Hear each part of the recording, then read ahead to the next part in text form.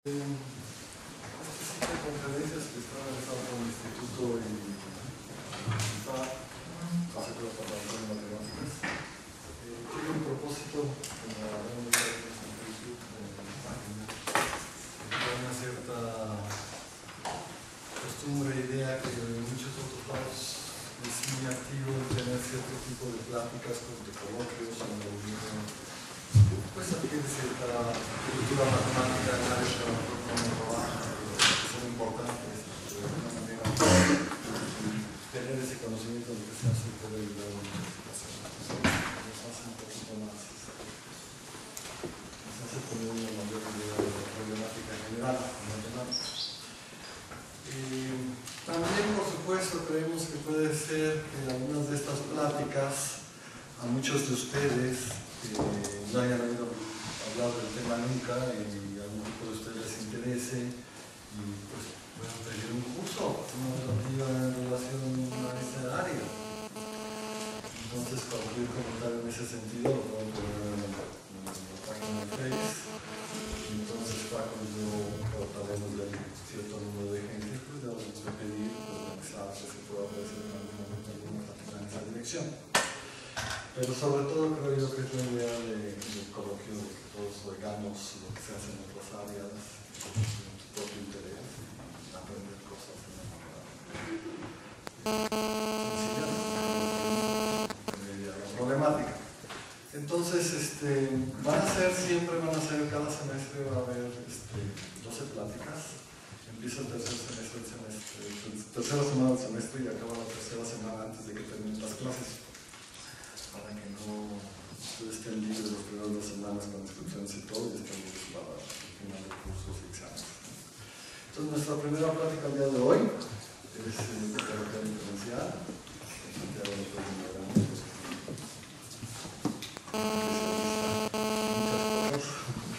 sus orígenes son topología. Nos va a platicar un poquito sobre lo que hace topología diferencial, qué se hace en la vida. Gracias. Bueno, en realidad tengo preparado mucho sobre qué es lo que se hizo.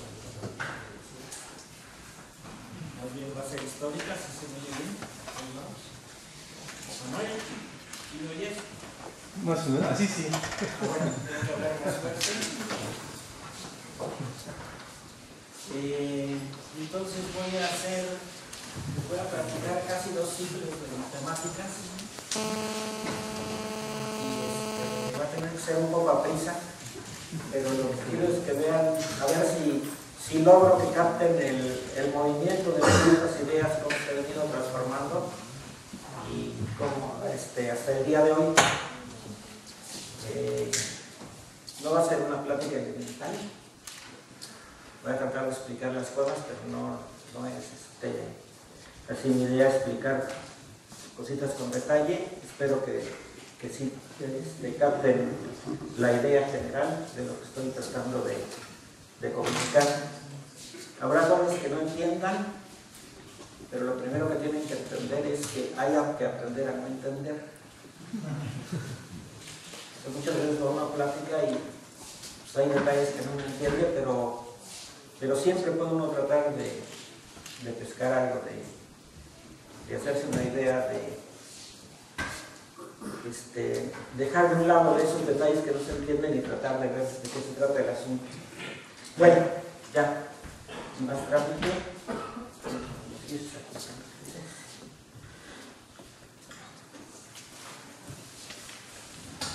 Empiezo muy para atrás, quizás donde pueda empezar la topología diferencial o sus inicios o sus antecedentes. Siempre hay que hablar de Riemann. ¿Qué hizo Riemann? Muchísimas cosas, pero lo que vamos a hablar es de las superficies de Riemann. Las superficies de Riemann.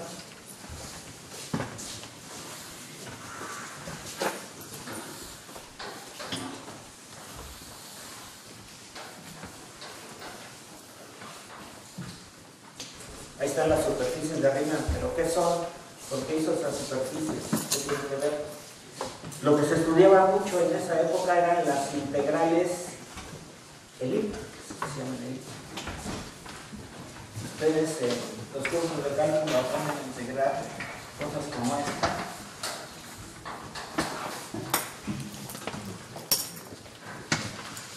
Pero nunca ven cómo integrar cosas de este estilo.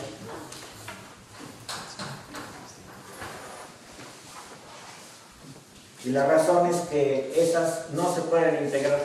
¿Eso qué quiere decir? No hay ninguna función. Aquí sí sabemos cuál es seno o coseno. Ya se me olvidó todo eso. ¿Alguna función seno o coseno? Ya la resuelven esta integral. Esta integral no hay ninguna función de las conocidas, senos, logaritmos, etc. Entonces hay que inventar otras.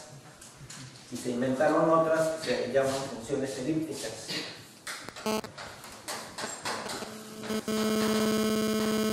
Son muchísimos los problemas que en geometría donde se llega a esas cosas. La circunferencia de la elipse, en física el movimiento de un péndulo, se hace una aproximación para movimientos chiquitos con senos, pero a la hora de existir uno realmente el movimiento, que aparecen esas. Y entonces hubo muchísimo trabajo sobre esas funciones, desde Euler creo, y calcularlas, dar las vueltas, escribirlas de otra manera, estudiar las funciones, las propiedades, así como del seno se sabe que el seno de x más y el seno de x coseno de x, etc. Saber cómo son esas funciones, tablas, grandes tablas, etc. Pero hubo un cambio, un cambio fundamental con Riemann, que es que se dio cuenta que todas estas funciones en realidad son más bien las inversas. ¿Sí? Sí, ya me acuerdo que me equivoqué. Este no es el seno, es el ángulo cuyo seno es. Esta no es la función trigonométrica, sino la inversa. Entonces, al darse cuenta que las funciones inversas había que pensarlas como funciones, para entonces ya se trataba con funciones complejas, donde la x puede ser un número complejo. Había que pensarlas no como funciones de una variable compleja en el plano complejo, como se acostumbra, sino como funciones definidas en ciertas superficies. Entonces, si queremos entender esas integrales y otras más generales, lo que hay que pensar es que tenemos una función que va de una de esas superficies a la esfera, por ejemplo. Ahí es donde está bien definida esa nueva función. Y lo que cuenta entonces es fijarse en la topología. No se decía entonces topología, ya se decía análisis situs, que desde tiempo antes Gauss ya había hablado de esto. Y entonces lo que hay que entender es qué pasa con las integrales de esas funciones o de formas diferenciales a lo largo de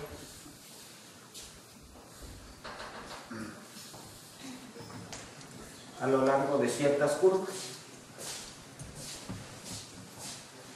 Dicho de manera muy burda, si conocemos las integrales a lo largo de esas curvas, ya conocemos la integral a lo largo de cualquier curva y ya podemos entender esas funciones. Y entonces resulta que en distintas curvas, aquí en la esfera, pues cualquier curva se puede encoger, reducir en punto. En el toro hay dos ciclos independientes. Ninguno de los dos lo puedo reducir en un punto, ni puedo transformar ninguno de estos en otro. No puedo deformar porque son independientes. Y pues aquí hay dos independientes, aquí hay cuatro ciclos independientes. Siempre vienen de dos en dos. Bueno, habrá otros ciclos, un ciclo que da varias vueltas así, varias vueltas así, pero se ve como una combinación de esos son los básicos. Y entendiendo esos ciclos ya se entiende muchísimo de la función. muchísimo, no todo, pues sí, las superficies de Riemann se siguen estudiando hasta la fecha, y hay muchas preguntas por resolver. Y bueno, decía yo, los ciclos como que vienen de 2 en 2, y el número de esas parejas le llamaron el género. Entonces esta tiene género 0, esta tiene género 1, esta tiene género 2, etc. Y lo que se vio es que había una clasificación, entonces, que se podían describir todas esas superficies. Van a ser la esfera, el toro, el doble toro, triple toro, cualquier tamaño, cualquier género, y seguimos poniendo más alto. Y entonces, lo que se obtuvo de una manera muy implícita es, tenemos la clasificación de todas las superficies compactas. Aquí están, está listo. Son todas las superficies compactas orientables. Parte de la teoría de Klein y todo eso que vino después, pero estas que eran orientables quedan clasificadas por el género. ¿Cómo se ve el género? Pues puede ser mediante este procedimiento, o puede ser viendo las integrales. ¿Cuántas integrales diferentes hay que considerar? Las formas diferenciales, etc. Con análisis o con esta geometría sencillita se encuentra cuál es el género. Y ya están clasificadas todas las superficies. Clasificadas en ¿qué sentido? En sentido topológico. Va a haber otros toros, a lo mejor unos toros, a la hora de estar trabajando, unos toros que son así flaquitos, donde hay un ciclo chiquito y un ciclo grandote. Hay otros toros. Estos no van a ser equivalentes desde el punto de vista de la variable compleja. Estamos hablando de funciones de variable compleja, entonces estos no van a ser equivalentes. Hay muchos, hay una infinidad de tipos diferentes. De esfera solo hay una, siempre va a ser lo mismo.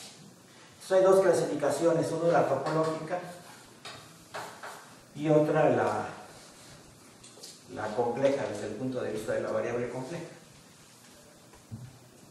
Pero para nosotros, que vamos a hacer la topología diferencial, lo importante es que se encontró la clasificación topológica de todas las superficies. Ahí están ya todas las superficies. Una superficie compacta, díganme su género y yo se lo dibujo y ya no hay ningún problema.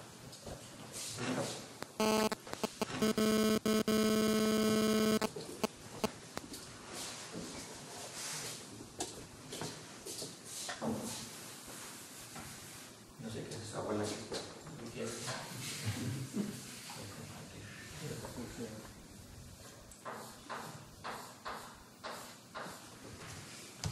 Género 3, etc. Un importantísimo teorema de clasificación de todas las superficies compactas.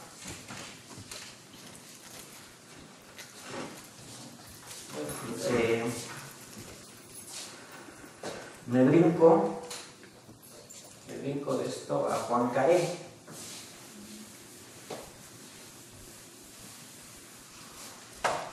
Pues a mediados del siglo XIX, hacia finales del siglo XIX viene Juan Caré y cambia muchísimo todo el panorama aquí. Sabía mucho sobre las superficies, sabía sobre muchas otras cosas. Y empieza a considerar, no solo él seguramente, pero análogos de las superficies en dimensión más grande. Una variedades de dimensión 3, 4, 7, 28. No las podemos dibujar, pero aparecen en muchos lados. ¿Cómo aparecen? Bueno, una forma que aparecen es en mecánica. Si tenemos un sistema mecánico, digamos un sistema de 3 cuerpos en R3, no en R8, sistema de 3 cuerpos, y queremos describir cómo se mueve ese sistema mecánico, pues en cada momento tenemos que dar, si queremos decir la posición de nuestro sistema, pues tenemos que decir dónde está la partícula 1, la 2, la 3. Y decir, para decir dónde está la partícula 1, un satélite de la Luna, que se mueve alrededor, etcétera, etcétera. Si queremos decir dónde está la partícula 1, pues tenemos que dar sus 3 coordenadas. Y si tenemos que describir la partícula 2, tenemos que dar sus 3 coordenadas. Y si tenemos que decir dónde está la partícula, perdón, x1 por x1 de 1 z1, x2 de 2 z2, x3 y 3 z3. Ya tenemos 9. Si queremos representar de alguna manera lo que pasa con ese sistema, tenemos que dar 9 coordenadas. Estamos en R9. Pero además no solo es necesario decir dónde está, sino cómo se está moviendo. Pues cada uno va a tener una velocidad, que es un vector también de R3. Entonces tenemos las velocidades.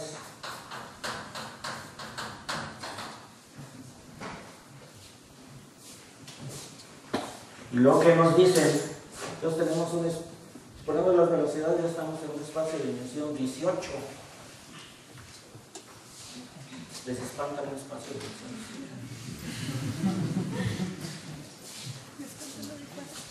Pues no, lo podemos escribir. Lo podemos escribir. ¿Y qué sucede? Que ciertos sistemas son conservativos, es decir, la energía se conserva. ¿Y qué será la energía? Pues la energía de este sistema en un punto será una función, energía, de R18. Para saber la energía tenemos que saber los 18 números. Energía potencial, la cinética, tenemos que, y todos los que hay por ahí, pero tenemos que saber los 18 números. Entonces la energía es una función de... Y lo que sabemos es que se conserva. Entonces quiere decir que nuestro sistema, ese que se está moviendo así, lo tenemos que pensar como un sistema que se mueve no en todo R de 18, sino en un subconjunto. El subconjunto inverso de C, o E de X igual a C, igual a una constante.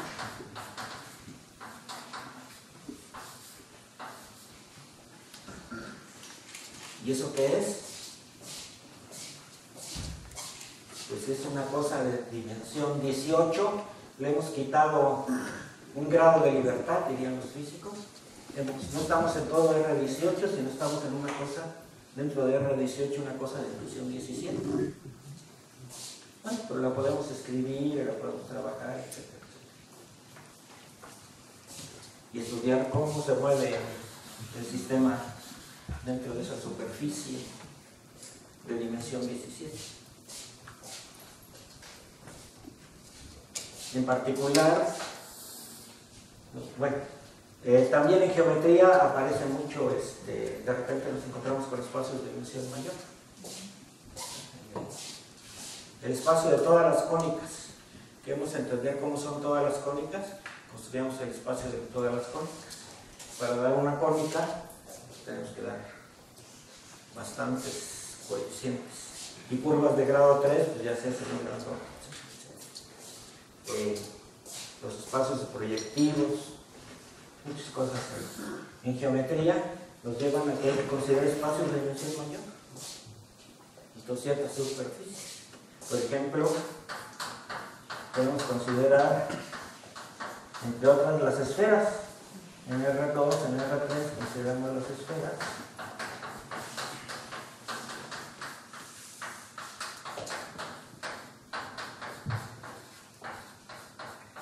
Esa es la esfera unitaria en R8, una esfera de dimensión 7, que estamos restringiendo mediante una ecuación de posibles puntos. Es una esfera de dimensión 7 en R8. ¿Un problema? ¿Alguien se marea? Sí. ¿no? Aquí está S7, la esfera de dimensión 7.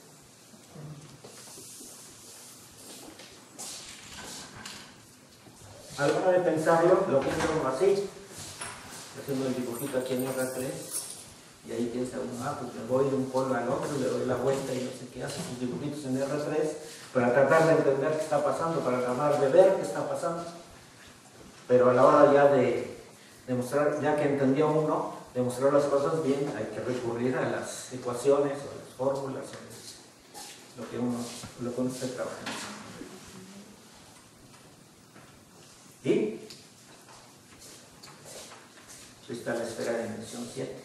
Entonces ya para la época de Poincaré pues era muy conocido estudiar estas cosas y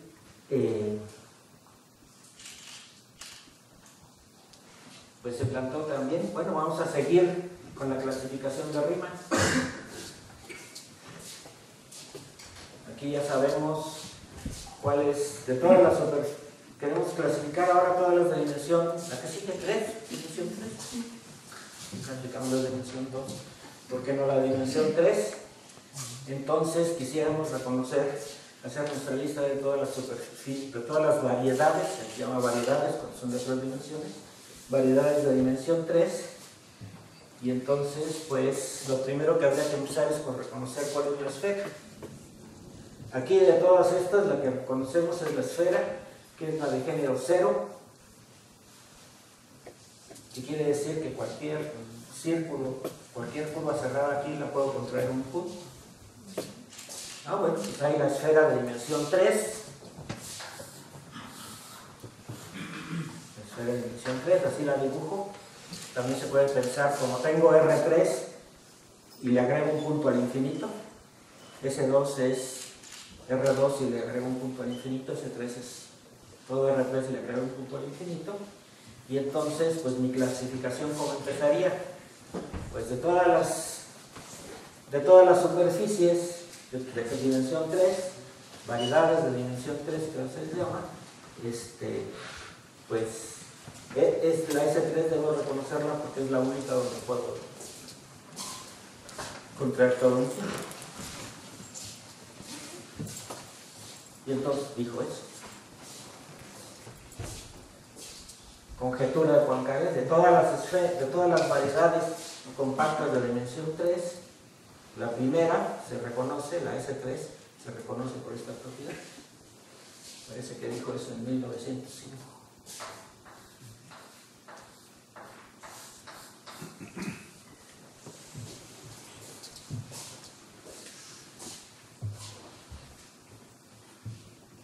¿Y?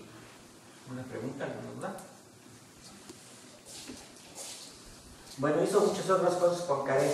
Estudió, generalizó qué quería decir esto de los ciclos. Vio que de alguna manera, en cualquier dimensión, siempre los ciclos de alguna manera vienen por parejas.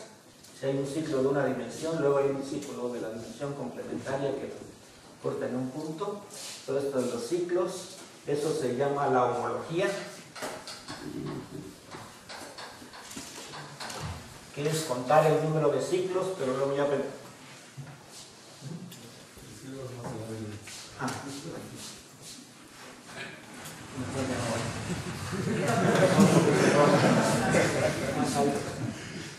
contar el número de ciclos, contar el número de ciclos de cada dimensión, ¿verdad? Una cosa de dimensión 3, pues tendrá ciclos de dimensión 1, otros ciclos de dimensión 2, etc.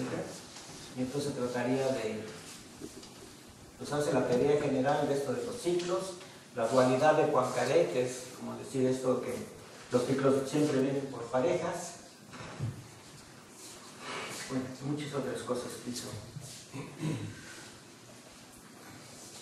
Definió el grupo fundamental, para decir esto que se contrae en un punto, definió lo que es el grupo fundamental de un espacio cualquiera, que es, considero todas las trayectorias que parten cerradas a partir de un punto, y considero dos equivalentes, si puedo deformar una en la otra, y si considero todas las clases equivalentes, tengo algo, puedo sumar clases, y es un grupo y es el grupo fundamental.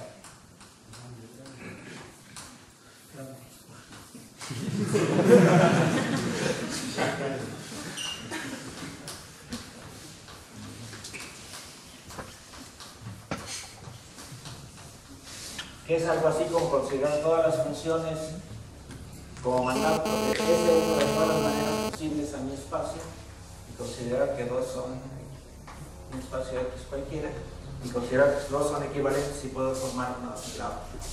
Hay detallitos técnicos que te digo.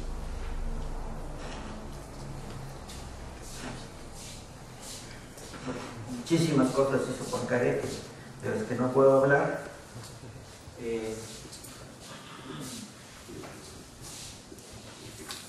Voy a hablar un poquito de...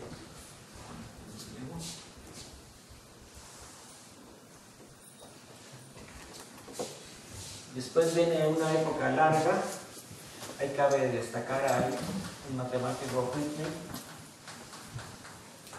que estudia varias cosas. En primer lugar, aparte de estas variedades que yo definí, esa que yo definí ahí es un subconjunto de R18. Pero aparte hay esas otras que se construyen, por ejemplo, el espacio de todas las curvas de grado 7 en R2. Esos son espacios, sus elementos no son puntos, son curvas. Quiero entender cómo se mueven una de esas curvas, cuántas hay, etcétera, etcétera. Cuántos tipos diferentes hay. Pues hay un espacio, es una cosa de dimensión muy grande, pero no es un espacio euclidiano, no son puntos. Entonces lo que demuestra Whitney es que cualquier variedad de esas que yo construya siempre se puede meter en un R. De hecho,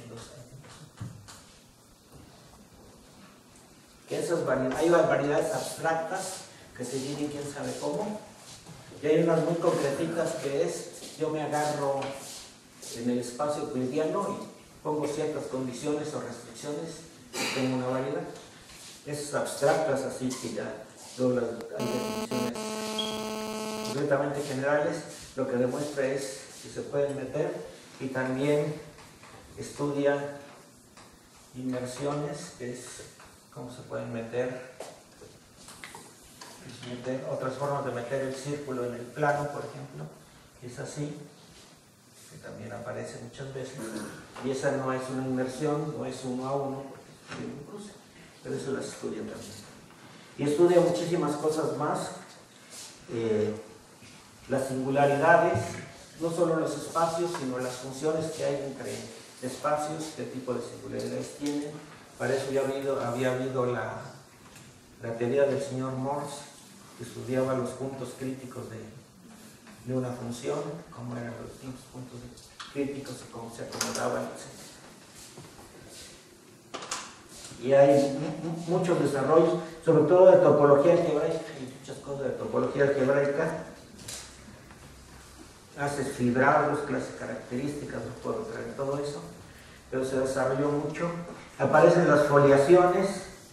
Las foliaciones es como allá tengo, ahí dibujé una superficie de nivel de una energía, pero hay otras, hay muchas otras pegadas.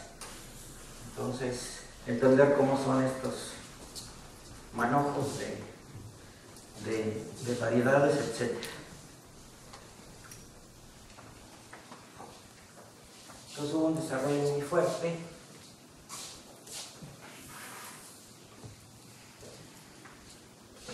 En topología algebraica algo que se hace es, aparte del grupo fundamental, que se denota Φ1 de X, otro señor Jurevich vino por ahí, ¿por qué no consideramos pi k de X? En lugar de mandar el círculo en el espacio, ahora voy a mandar la esfera en un espacio de cualquier dimensión. Ya no nos causan problemas las esferas de dimensión grande, pues vamos a considerar todas las funciones de la esfera en el espacio, en un cierto espacio. Dos son equivalentes y podemos deformar una a la otra. También se pueden pegar dos, ya está. Se llaman grupos de homología. La homología, que son los ciclos, es otra cosa que se llama grupos de homología, muchos años después de lo que hablé de Juan Caré, se dieron cuenta que más que muchos numeritos lo que se tenía es un grupo, y entonces hubo muchísimos trabajos sobre todo esto. Se desarrolló muchísimo la topología algebraica. Y luego viene una contribución fundamental, que en cierto sentido aquí es donde sí empieza la topología diferencial con el matemático ruso Kontriagin. ¿Han oído hablar de Kontriagin? Era invidente. Daba conferencias, estaba aquí, nada más hablaba y tenía su secretario que escribía en el pizarrón.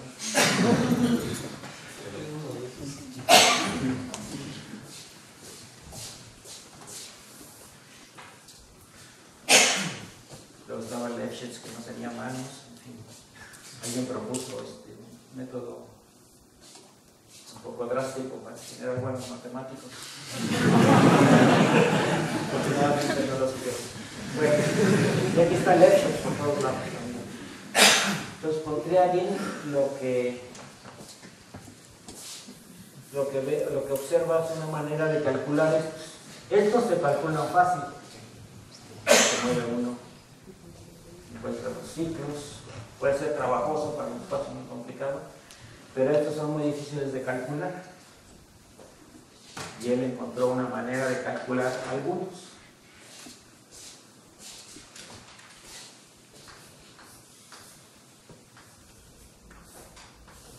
De todos estos espacios, siempre el más sencillo es la esfera. Entonces, habría que empezar por estudiar estos. Y él pensó lo siguiente. Tengo una función, un elemento de aquí será una función de SK en la esfera de dimensión n. Para que tenga chiste, acá tiene que ser mayor que n. Entonces dijo, bueno, tomo un punto de aquí, me fijo en la imagen inversa bajo esa función, va a ser una variedad aquí.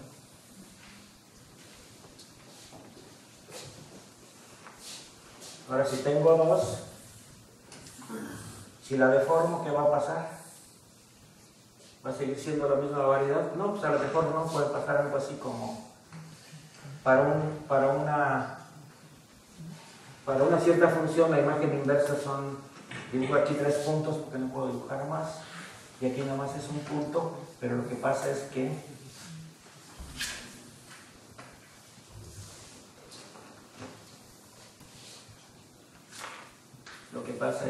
a lo mejor estos 2 puntos no llegan hasta acá, hasta este nivel, sino que se cancelan. Entonces dijo, lo que tengo que estudiar son estas variedades y cómo son estas cosas entre dos variedades.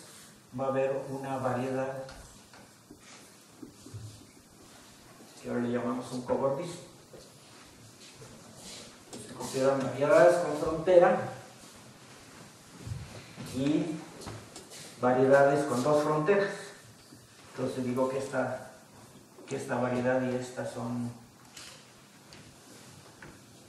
cobordantes, si puedo poner algo ahí entre ellas. Y entonces, pues las variedades de dimensión 0 se conocen bien, son nomás puntitos, así. Las variedades de dimensión 1 se conocen bien, pues sí, son círculos, y eso me permite calcular un grupo. Las variedades de dimensión 2 las conocemos bien, ahí están todas. Entonces, sabiendo eso, podemos calcular estos grupos. Con esa idea del cobordismo.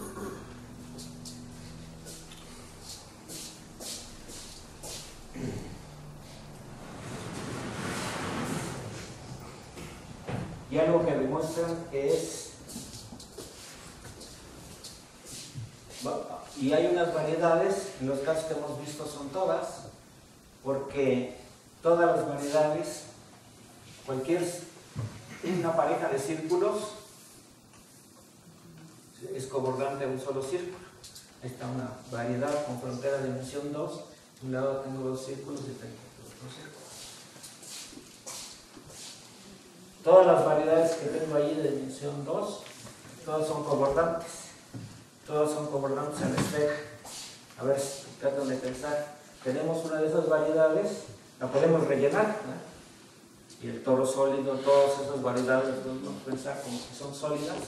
Y luego adentro de cualquier, en el interior, quitamos una bolita. ¿Y qué es lo que tenemos? Una variedad de dimensión 3, cuya frontera es por un lado la variedad de allá afuera y por otro lado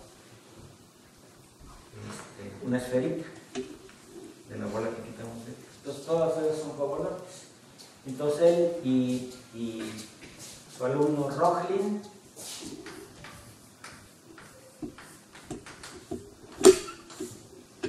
demostraron que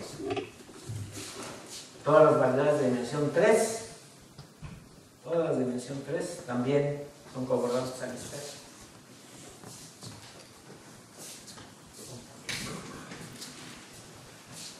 ¿No? Bueno, pues ahora sí ya me tengo que ir un poquito más a prisa, más platicadito. Es otro señor muy importante, René Thom.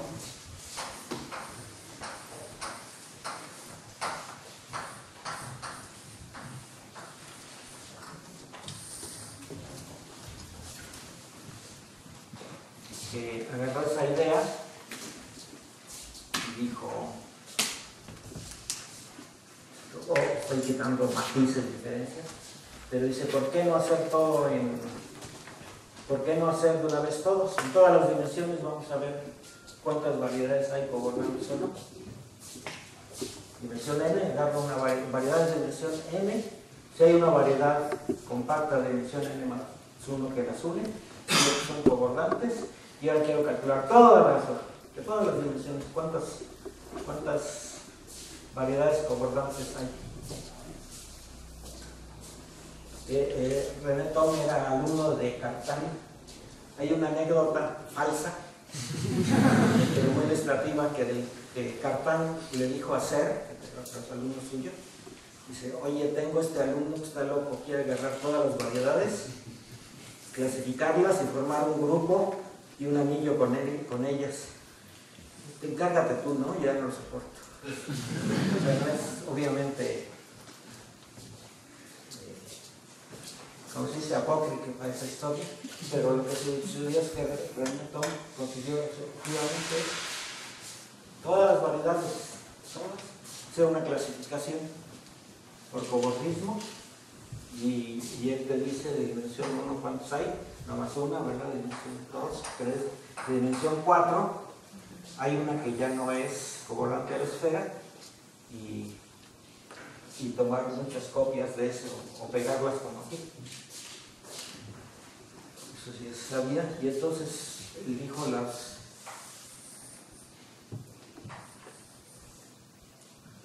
grupo de variedades de dimensión K, estas son todas módulo cobordismo. Ustedes resolviendo la conjetura de Poincaré, sino módulo de cobordismo, están todas.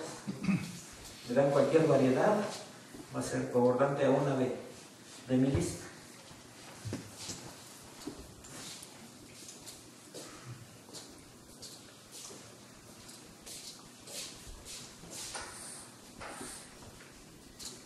Ahí fue la cosa al revés. No era de la esfera, pero de cierto otro espacio, había que para todas esas había que calcular otros grupos de homotopía de un cierto espacio de Thom que él inventó, y entonces había que calcular toda la homotopía de esos y toda de alguna manera la homología, con esta idea genial. Y la genialidad conlleva la suerte. Resultó que se podía calcular. Dicen que le dieron una ayudadita por ahí con cuentas de la topología algebraica, pero Hay, de la esfera, estos grupos muy poquitos se saben. Bueno, hay familias infinitas, etcétera, pero no se conocen los grupos de homotopía de la esfera. Los de homología sí no tienen ningún hoyo.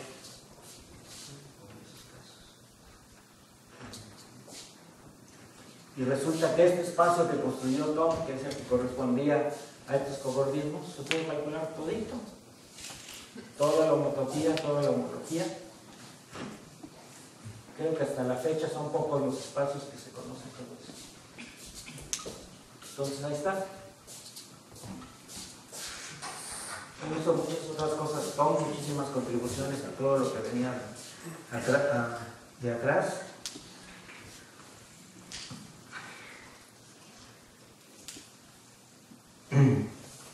Inventó la cirugía de variedades, digo, para pasar de ese todo a la esfera, lo que tengo que hacer es una operación que consiste en cortar.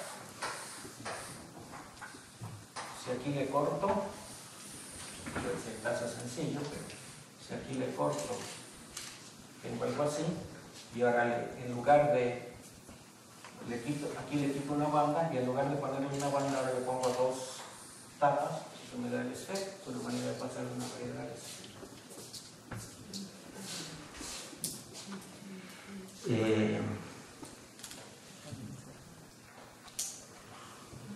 hizo cuestiones en sistemas dinámicos, dio el primer sistema dinámico de los que se conocen como de Anosov, del señor Morse, que ya hablé por aquí antes. Encontré una manera geométrica de hacer lo que él hacía, ver lo que él hacía.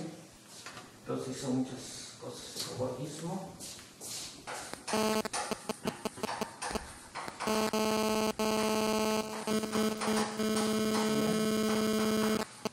Singularidades también son muchas.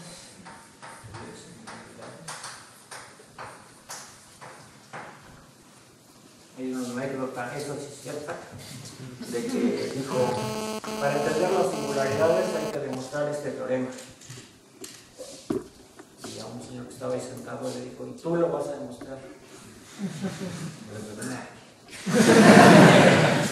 Pues se puso a pensarle y le llevó un tiempo y sí lo demostraron. Se llama teorema de preparación de Malgrange. Es una idea de Tom y es la clave. Los sistemas dinámicos.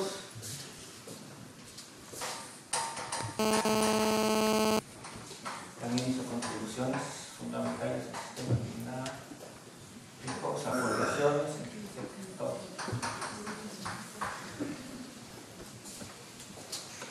Y de ahí surgieron muchas cosas, muchísimas cosas de las que voy a decir muy brevemente.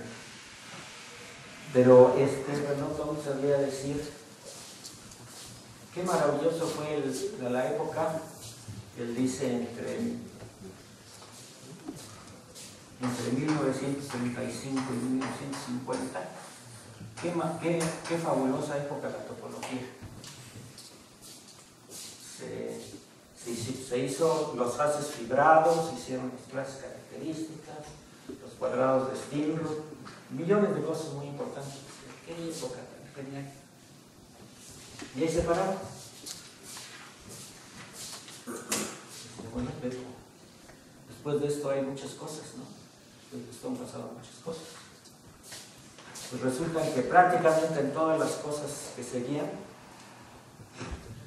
que siguieron, voy a tratar de escribir algunas, aparecía René Tom. De alguna manera sembraba unas semillitas.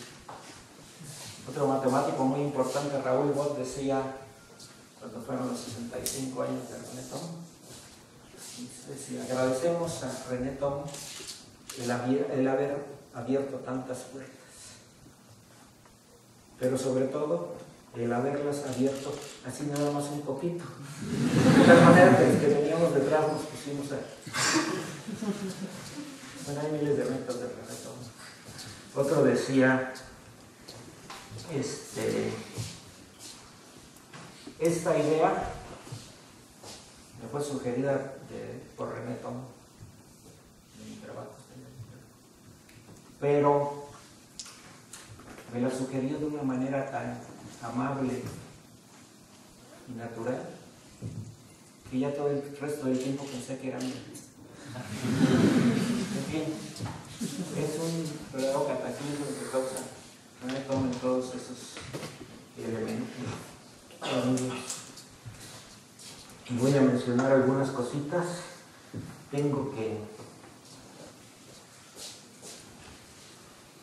Hablé aquí la clasificación topológica. Digo que dos superficies son equivalentes si hay un homeomorfismo, una función continua de uno en la otra, invertible, de tal manera que desde el punto de vista de la topología, de la continuidad, son lo mismo. Esos son homeomorfas, pero también con todo esto de que aquí se está usando las cosas diferenciables para entender la topología. La topología esa de los espacios continuos se está usando pues, cuestiones diferenciables. Entonces aparece la noción de diffeomorfismo. Digo que dos variedades son equivalentes desde el punto de vista diferenciable si tengo una función entre una y la otra invertible, pero una y la otra son diferenciables, son no nada más funciones continuas, y ya sabemos que pueden ser espantosas en funciones diferenciables. Entonces hay muchos niveles, hay funciones, hay diferenciable, hay topológico, hay otra que no puedo entrar ahorita, es homotópico. Ya no se pide que una sea inversa de la otra, sino si hago una seguida de la otra, lo puedo deformar en la identidad. Y entonces, y otras categorías intermedias, hay muchas maneras de pensar esto. Y durante todo mucho tiempo se pensó que eran las mismas. Bueno, para las superficies, si hago la clasificación topológica o diferenciable, pues resulta que es lo mismo. Si le meto variable compleja ya son distintas, no se me queda chistoso. Pero diferenciable nada más, diferenciable real, pues es lo mismo. Entonces mucho tiempo se pensó que era lo mismo. Incluso la homotópica. Hay una conjetura de Seifer que decía que si dos variedades son homotópicamente equivalentes, entonces tiene que ser la misma, topológica y diferenciablemente. Y es muy natural, ¿verdad? Porque si tengo yo un espacio, puedo construir con un espacio, puedo construir otros que tengan el mismo tipo de homotopía, por ejemplo, le pego estas cosas. Y todas esas cosas las puedo deformar sin salirme del espacio, bajarlos y regresar al espacio que me queda. Pero si hago esto a una superficie, pues ya no me da una superficie, me da otra cosa. Una superficie arrebolada. Pero si superficie es superficie, pues si la ensancho y la vuelvo a contraer, pues me da lo mismo. Entonces Seifer, que no era ningún amateur en esto de la topología, dijo dos superficies, dos variedades que sean homotópicamente equivalentes deben ser homomorfas. Eso incluía la de Poincaré. Esa hipótesis, esa conjetura incluía la de Poincaré. Entonces me daba esa pregunta de si serán las mismas. Y entonces aparece un señor Milnor. El señor Milnor dice, construye unos espacios. Construye unos espacios de dimensión 8.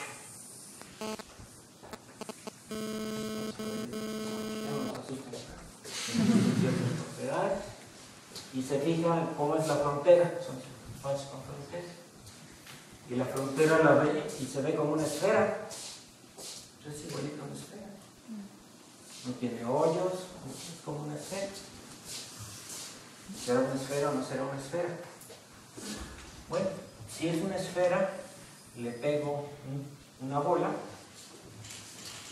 esfera superrellena con una bola, y hago una variedad de dimensión 8.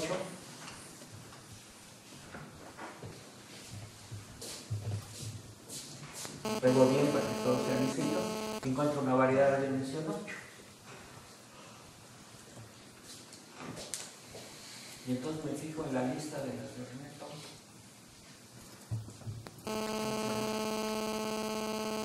No hay ninguna.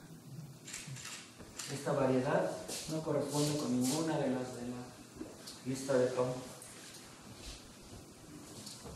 Se puede ver de la lista, como se ve actualmente, es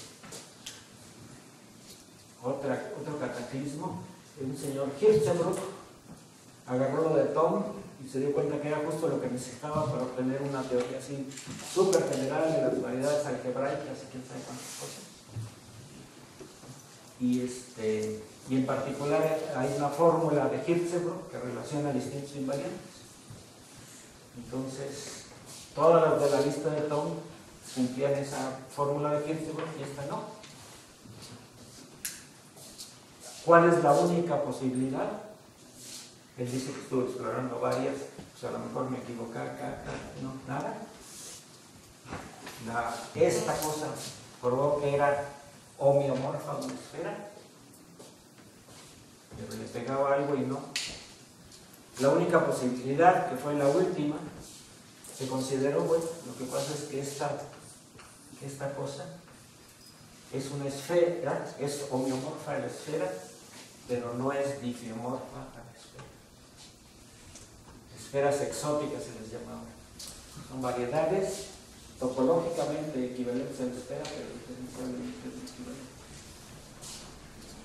Y todo sale a la verdad. Por cierto que la fórmula ya la sabía Thom hasta la dimensión 4, a lo mejor la dimensión 8 no, necesitaba elegirse. Entonces aparece que hay una diferencia muy fuerte. Luego Milnor, eso también fue una catástrofe en la teoría. Luego otra cosa que hace Milnor es desarrollar la idea de Thom sobre la cirugía. Y eso le permite estudiar todas las esferas. Para así considerar cómo son todas las esferas. No se pueden clasificar, pero se pueden representar en términos de grupos de homotopía como allá.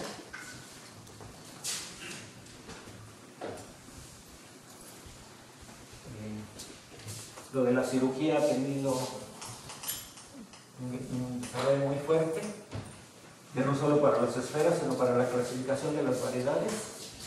Hay toda una teoría que mediante la cirugía, dos variedades que se ven muy diferentes y pueden ser iguales mediante estos, y ahí se desarrolló otro mundo. Después decía, otra idea de Thom es, en sistemas dinámicos o funciones, es considerar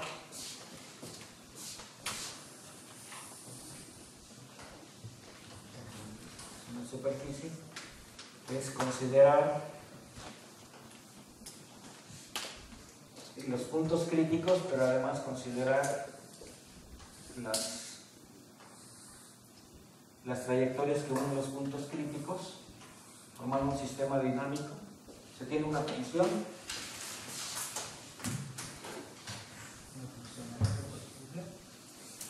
y entonces siguiendo el gradiente de la función se puede ir de un punto crítico a otro y se entiende la topología de la variedad. Y dijo René Thom, si tengo un cobordismo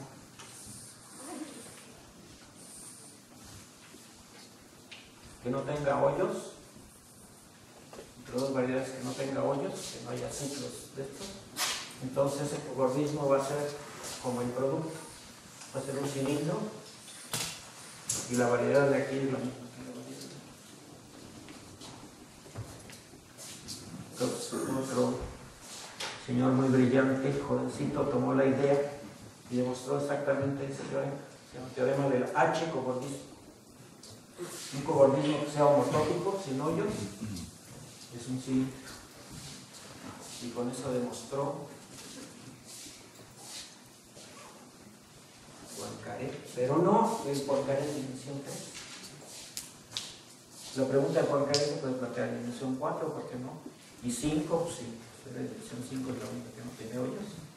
Él demostró la conjetura de Poincaré para dimensión mayor o igual que 5.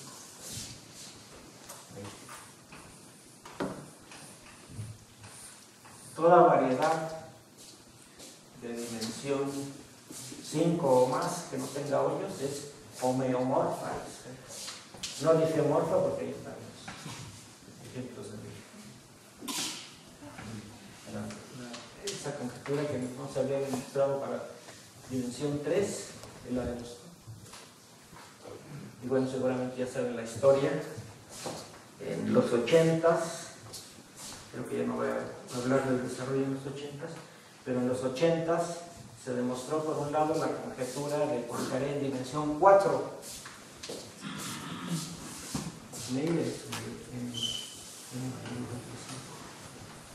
Luego el señor Friedman, un jovencito, demostró la de para n igual a 4 topológica. Toda variedad de dimensión 4 sin hoyos, sin ciclos, es homeomorfa. Y seguramente ya han oído hablar ustedes que unos 100 años después de que lo dijo Poincaré, el señor Perelman demostró finalmente la conjetura de Poincaré. Dos palabritas sobre cómo se demostraron. Estas se demostraron usando sistemas dinámicos. O sea, haciendo nada más topología, como que siempre se atoraba la gente. Pero haciendo sistemas dinámicos, metiéndole sistemas dinámicos, ecuaciones diferenciales, etc., se resolvió esto. Esta se resolvió como metiéndole mucha topología de conjuntos de Cantor, conjuntos horribles. Bueno, resultó que estos sirvieron para demostrar la dimensión 4. Y la de dimensión 3 fue geometría diferencial, una cuestión de curvatura. No veo solo la topología, sino veo esa variedad como una métrica, con longitudes, distancias geodésicas, todo eso. Y hay un procedimiento para, usando eso, demostrar que cualquiera dimensión 3 en hoyos es equivalente a la esfera. Bueno, nada más decir que el trabajo sigue. Muchos de esos problemas de conformismo y cirugía ya no aparecen muchos, pero singularidades y sistemas dinámicos, foliaciones siguen creciendo. Son como ramas derivadas de la topología diferencial. Hay muchos problemas sin resolver todavía de la topología diferencial. Uno es la conjetura de Poincaré diferencial. Habrá una variedad de dimensión 4 que es homeomorfa a la esfera, pero no difeomorfa a la esfera. Es un problema, y hay todavía muchos problemas de topología diferencial. Ya no hablé luego de la catástrofe, que es un señor Donaldson, usó cuestiones de física, teoría de Gauge, que le llaman ecuaciones de Yang-Mills, para entender las variedades de dimensión 4, porque son completamente diferentes a todas las de las otras dimensiones. Son muy, muy especiales. A lo mejor tiene que ver con eso de que estamos en R4, pero bueno. Y hay muchas otras variantes, topología simpléctica, topología de contacto, son topología diferencial, y hay muchas cosas que hacer ahí, pero todavía. Algunas cosas que se estudian son acciones de grupos en variedades, ya desde hace muchos años, pero sigue habiendo. Y topología de variedades algebraicas. Yo les doy una variedad algebraica dada por ecuaciones, pues díganme cuál es la topología de esa variedad. Eso es lo que últimamente he venido haciendo. Y pues hay muchas preguntas por resolver. Gracias.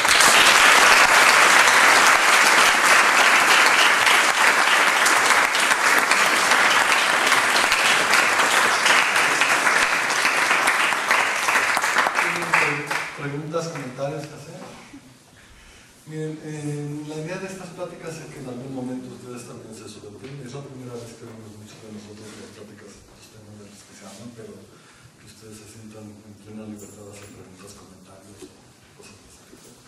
En la página de Facebook pueden escribir también preguntas que tengan sobre las pláticas y las que vamos a contestar de la manera posible. Santiago, como ustedes saben, pues es uno de los mejores matemáticos que tenemos en México. Se da todo un prisa en sus resultados de pronto muy bueno para ser publicado en Streaming Data. Y gracias a su trabajo en la diferencia feminista, hemos logrado invitar a los Congresos Internacionales de Matemáticas a una conferencia. Es modesto, pero es muy bueno. También hace muchos años yo tomé un curso de licenciatura con él de topología diferencial y un día llegó a clase y nos dijo, pues tengo un problema para ustedes. Se toman la esfera de dimensión 3 en R4, se toman el cono definido por una esfera de dimensión 2 en R4, ¿no? El cono es esfera, y toman la intersección de esa esfera con ese cono, en lugar de estar en el origen. Debe ser una superficie, porque son dos cosas de dimensión 3 que se están intersectando adecuadamente, entonces queda algo de menor dimensión, ¿no? Como dos curvas de un punto, dos planos en R3 me dan una recta. Entonces queda una superficie. ¿Qué superficie es? Es una pregunta para que lo piensen. No sería tan difícil, no tienen que probarlo, pero a ver si pueden encontrarlo.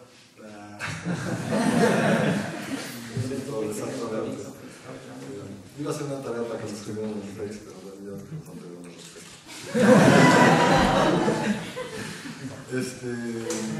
La próxima semana va a hablar Carlos Torres, del Departamento de Matemáticas, sobre lógica matemática, y los esperamos a todos ustedes. El lugar se va a aparecer en esa mención en Facebook, en el correo electrónico como esta semana, para recordarles a todos ustedes. Muchas gracias por haber venido. Sí, preguntas. Oye, Santiago, ahí donde no vi claro, pero luego no veo porque a lo mejor no entendí, dice que con Pontryagin empieza así como la diferencia entre topología algebraica y topología diferencial, pero no entendí, o no sé qué pasó.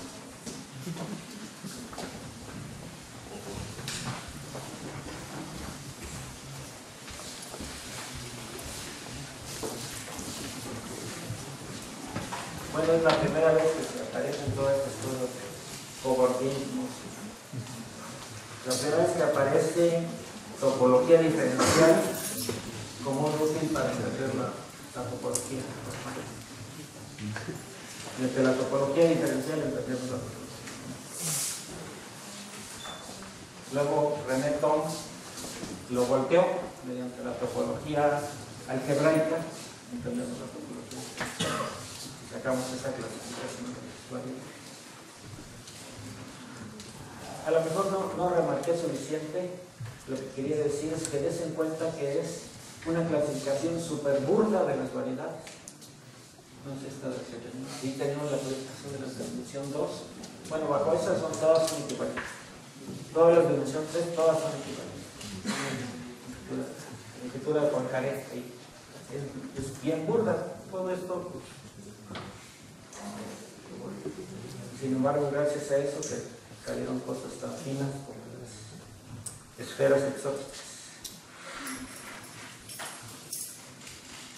¿Otra pregunta? Muy simple. ¿Qué llevó a René Thom a crear la teoría de catástrofes? Bueno, eso tenía que ver más con la teoría de singularidades de Whitney. Las funciones de espacios de dimensión grande. Aquí las singularidades estas son, aquí tenemos las singularidades de una función de R2 a R, pues estos son los puntos críticos. Si tengo una función de R2 en R2, Whitney dijo cómo eran las singularidades, dobleces,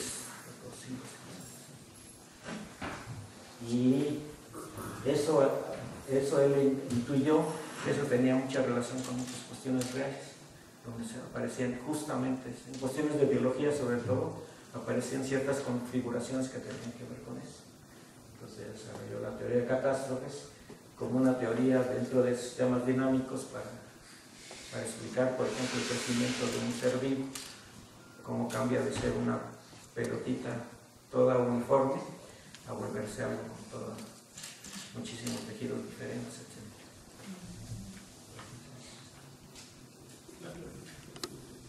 su filosofía personal. Se preocupaban de esas cosas.